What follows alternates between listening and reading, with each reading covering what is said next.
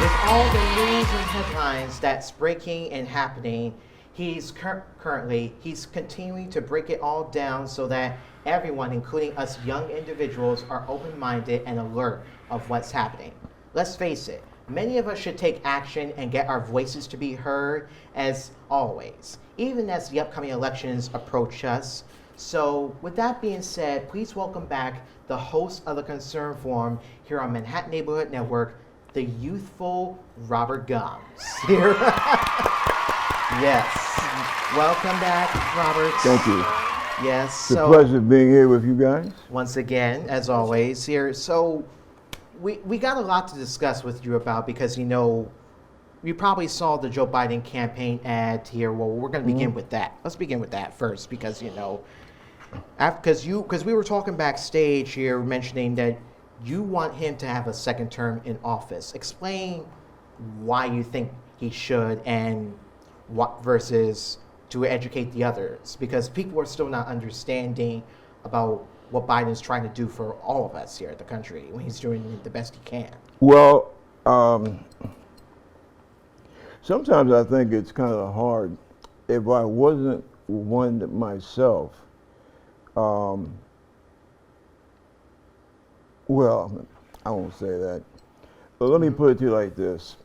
When discussing these things here in New York, one of the problems that I notice is that people in New York, we kind of have our own bubble, okay? I've spent most of my life, my working life, in one way or another being connected to the military. Knowing how people feel about us overseas and living in different parts of this country. Joe Biden is a godsend for a lot of people. People who need employment, for example. You go down south and the programs that he's fought over Republican opposition in terms of making a lot of this technical stuff, right? He fights to have that be made here in the United States. One thing that COVID taught us is that we allow our supply chain here in the United States to basically go overseas. And some people don't understand, well, why do Republicans wish to stop an American president from doing something that will institute more jobs here in the United States?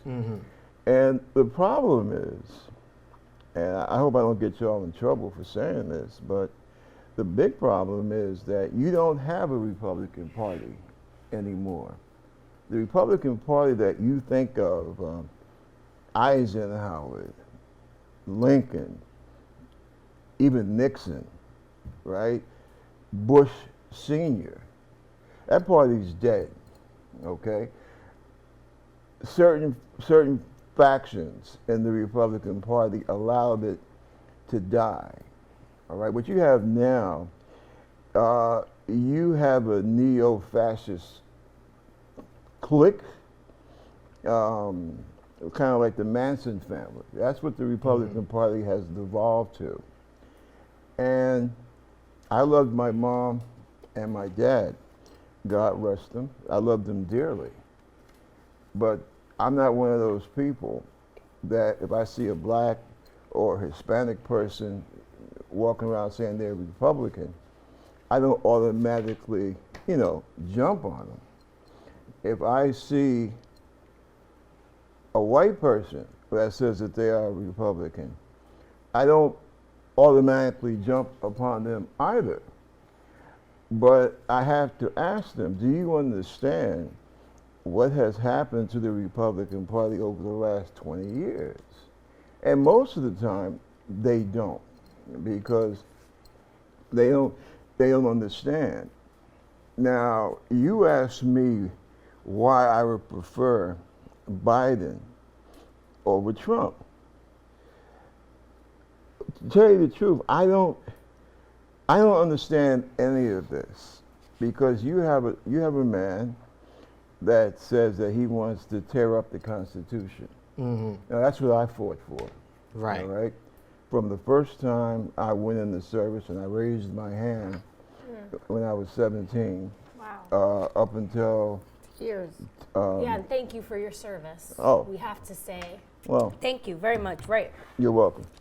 But up until the time that I finally left the service, and well, no, I left active duty in '91, and I stayed in the reserve till about shortly before my wife passed away. So we're talking about 2000, 2001, and all the times that I swore I was sworn in, I swore to defend and protect the Constitution. So why am I going to support a guy, number one, that says he wants to tear up the Constitution?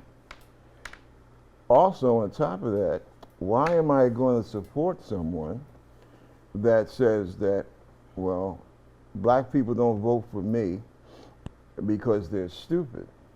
Mm-hmm. And Wow. I love Jews in Israel, but there's a problem with American Jews because, as you know, generally American Jews vote Democratic. Right. There are good historical reasons for that, and it wasn't always like that. Mm-hmm. The guy that mentored me, aside from my father, who mentored me in politics was a Jewish fellow. Mm-hmm. They named a center after him downtown, Senator Jacob Javits. Mm-hmm. Okay, so I'm not one of those Yeah. anti-Republican nuts. I had a great amount of respect for Bill Buckley, not just because he was a good acquaintance of my dad, but because of the fact that when he spoke, what he said made sense, even if you didn't disagree with him. Mm-hmm. Why am I going to support a guy that, for all practical intents and purposes, he's a Russian agent, whether willingly or not? So that's why I'm a little bit confused when we talk about who are you going to support. I support America. Yes. Right. Right. And I just want to get the ladies involved in like Please. asking at least a question here. So go ahead because we're running out of time here for Okay. this here. So make it quick. No, I mean, thank you for sharing your perspective, especially as someone who fought for our country and our freedom. You know, Right. it's just really moving that, you know, you're spreading your perspective, and you're doing. So I was wondering about your TV show on MNN, the wonderful network that you're watching us on right now, and how did you, come about starting it, and have you encountered, like you mentioned, we live in this bubble. So, how are you kind of approaching this through your TV show? Kind of a more measured discussion about politics instead of just yelling at each other, like you're horrible. Because you mentioned that during your talk just now, that it's not about just jumping on each other, cutting each other down. It's about presenting reasonable arguments. Well, number one, yeah, I mean, if you're going to get into the thing about, yeah, well, like you said, yeah, you're horrible. Okay, why? In other words, just back and forth, give me reasons.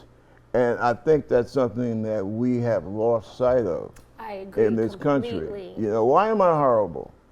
I did a lot of editorializing on, what is that, Yahoo, and sometimes I dirty my fingers and I go through the, what's that thing Musk has? The, Twitter. yeah. Twitter. There's a new CEO Twitter of Twitter has that's too coming much up. going on too. Yeah, Talking about yeah. that. Yeah. And somebody will say, "Oh, well, you're an a-hole." Blah blah blah blah. Okay, fine. Okay, we got that solved. I'm an a-hole. Now, can you kindly tell me why I'm an a-hole? What about what I said makes you feel that way? And when I'm dealing with conservative people, I can never get a response back. Give me a reason why. Why am I? In other words, you tell me why you think I'm wrong. Some certain individuals don't really care why you're wrong or right. I just feel like they just want to justify their actions and not really be, a forward, because some people are intimidated. You might intimidate 1,000 people in the room without even more than a sentence. So technically, it's I feel this is my question to you, right? How do you feel about this generation now? Do you feel like because this generation is so out of line, because I technically feel like it is, honestly, do you feel like it's a big difference from your perspective on how you think this is going on with, even in politics? Yeah, I do. And in some respects, that's good.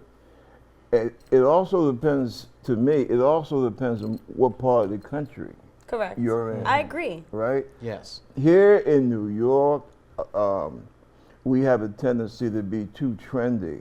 And you got to remember something.